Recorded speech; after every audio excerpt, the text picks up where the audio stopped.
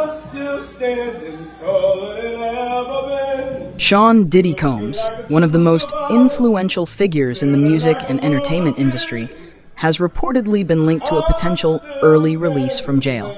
For decades, Diddy has been a powerhouse in hip-hop, not just as an artist, but as a mogul, shaping the careers of countless others.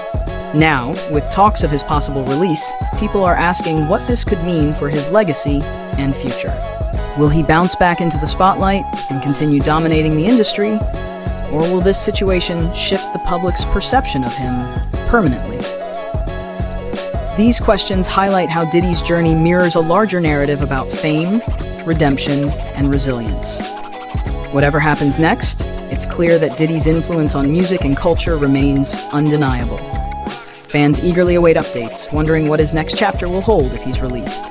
What are your thoughts on this?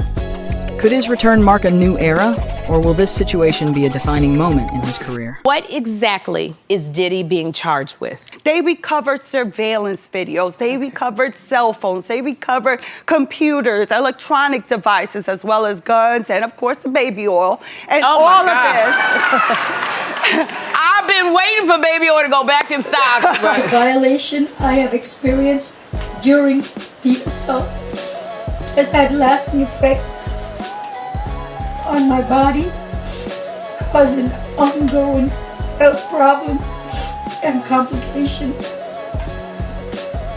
The combination of physical and emotional pain has created a cycle of suffering from which it is so hard to break free. I want to continue on this journey towards recovery and healing. I'm glad that he is locked up, but that's a temporary feeling of relief. I don't feel like I could advocate for myself in that moment. Like, I realized, like, oh, this guy is dangerous. Red says it was only a few months ago that Cassie told her what was really going on that night in 2015, that it all stemmed from the music executive wanting her to take part in what he called a freak-off against her will. What did Cassie tell you about these freak-offs? You know, that he would hire these, like, sex workers, and, like, they would have, you know, sex with her or whatever, and he would watch and tell them what to do. In her lawsuit, Cassie alleges she was forced to participate in freak-offs throughout her relationship with Diddy. Red learning recently one horrific detail from Cassie. She told me the only time he was willing to do anything or work on her music, go through any plans, any of that, was when she had a freak off. So all of our music, all my work, to find out that, like, I spent all these years writing these songs for him to rape my friend to. Well, Bianca, we're here at federal court, and once again, Diddy's lawyers are going before a federal judge to try to convince him that the incarcerated music mogul deserves bail. It's been denied twice because prosecutors successfully argued that he was a flight risk as well as a threat and danger to the community. But now his defense team is taking aim with a new strategy.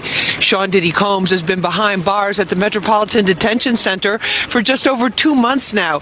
His lawyers are now saying that his continued lockdown there at MDC will jeopardize his right to a fair trial. Thanks for waiting. I'm really not going to make much of a statement. As you know, I made a request for the judge to issue what we call the gag order. In Sean Diddy Combs' legal case, his attorneys proposed a gag order to restrict public commentary from witnesses and their attorneys, aiming to reduce pretrial publicity and safeguard his right to fair trial.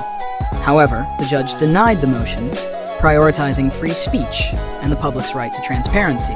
While Diddy's legal team argued that media narratives could prejudice the jury, the opposing side contended that silencing voices would hinder justice and accountability. This decision underscores the challenge of balancing public interest with ensuring fairness in high-profile cases. I go back to it. I think this judge is really giving serious consideration to allowing him out and trying to figure out a way to do so where the government's concerns are alleviated, to stop communications, to prevent the wrong kind of communications. You know, a lot of the listeners that have asked questions are seeing, you know, justice play out here, and what a difference a judge makes. You know, there are a lot of judges I just listened to Bradford's arguments, all brilliant, that would listen to it and say, thank you very much, have a seat, denied. So, Lisa, what are the arguments each side is making?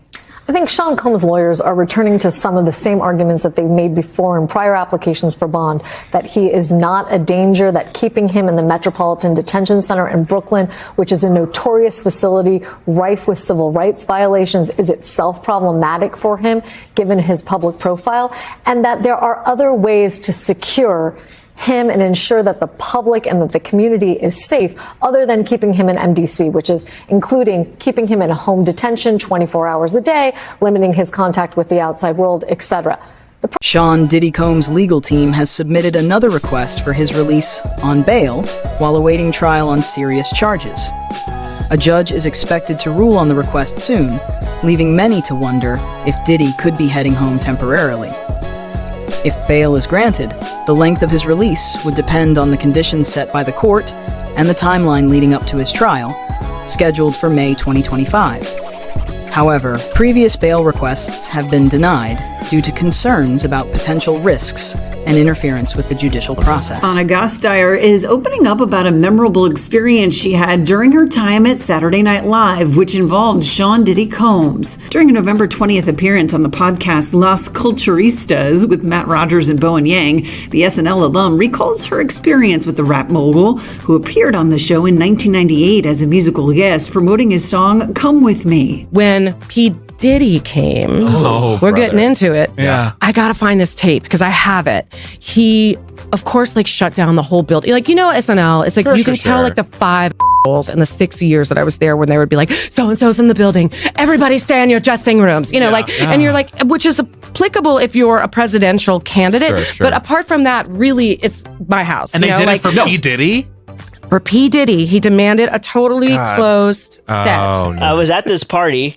There's an upstairs and there's a downstairs separating the two, and then there was a bottom like area, kind of like a basement, but it was an outdoor basement. I don't know how to describe that. It was 3 stories, but the main story was actually the 2nd floor, but it looked like the main story until you went down. So I'm at a party. It's Diddy's party, but it's not a freak-off party. It's just a regular Hollywood party. So these Hollywood parties are done to transition you to the freak-off parties. Okay, so it's kind of like a grooming process. Because I'm not going to lie, the party where they select people to get groomed to the freak-off parties were a lot of fun. Like, they were fun. That's why people go to them, right? And so, anyways, I was there. I saw a lot of celebrities there, like Snoop Dogg, for example, you know, who's a close friend of Diddy's, who, you know, I'm not going to go too deep into that, but he's definitely someone to look into. From personal experience. And what I heard, this is what I heard, all right, that occurred at his parties before anyone knew that he was sus, anyone knew that he was homosexual.